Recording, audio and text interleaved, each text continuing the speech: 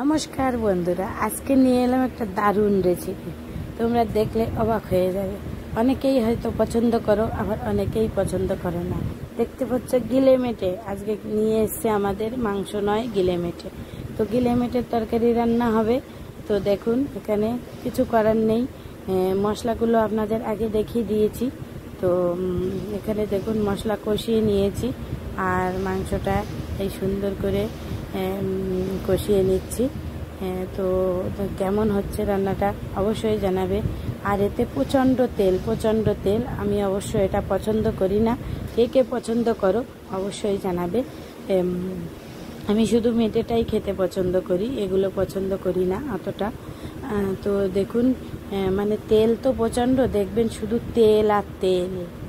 এত তেল খাওয়া যায় না গো, এত তেল চর্বি শুদ্ধ খাওয়া যায় না। কিন্তু আমার ঘরের লোক আবার এইগুলো পছন্দ করে খুব। সে আবার তেল জাতীয় জিনিসগুলো খুব পছন্দ করে। তো দেখুন, এখানে আমার কষানো হয়ে যাচ্ছে, আস্তে আস্তে করে কষাচ্ছি। তো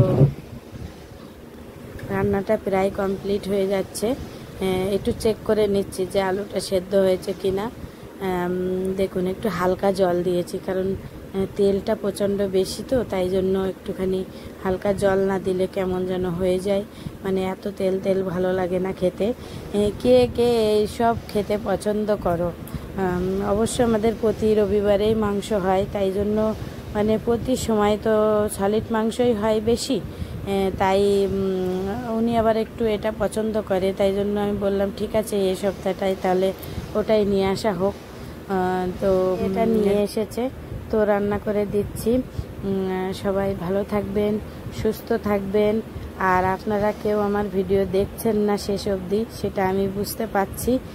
কারণ কি, আমি আমার জন্মদিনের একটা ভিডিও দিয়েছি, জন্মদিনের দিনের ভিডিও, কেউ সেটা দেখেনি, 2-1 জন দেখেছে। ভালো থেকো।